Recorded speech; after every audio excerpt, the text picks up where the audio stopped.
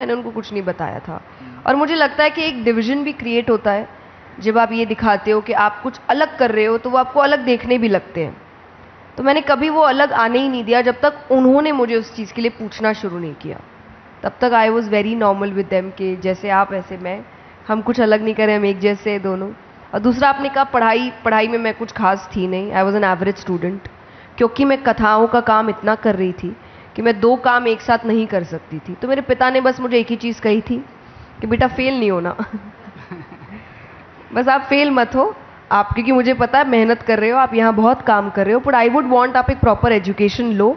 तो मैंने अपनी ग्रेजुएशन डिग्री कंप्लीट करी है, बट मैंने वही चलते फिरते करी है कि इतना कर लो कि कुछ मेरे अच्छे सब्जेक्ट्स थे जहाँ मैं अच्छे मार्क्स लाती थी, बाकी सब मैं नॉर्मल मार्क्स लेकर। कौन से थे सब्जेक्ट्स? मैथ्स, साइंस बहुत अच्छे होंगे, ज्योग्राफी बहुत अच्छा होगा। कुछ भी नहीं इनमें से हिंदी, इंग्लिश और बिजनेस स्टडीज। और मैथ्स के साथ कैसा था रिलेशन? बहुत गंदा,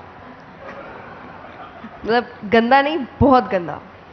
मतलब मुझे आज भी याद है कि जब 12th के बोर्ड्स मैंने पास किए, रिजल्ट आ गया और ठीक है अच्छे मार्क्स आए मेरे। आई थिंक उस समय CGPA चलता था, मेरा 7.9 CGPA आया था।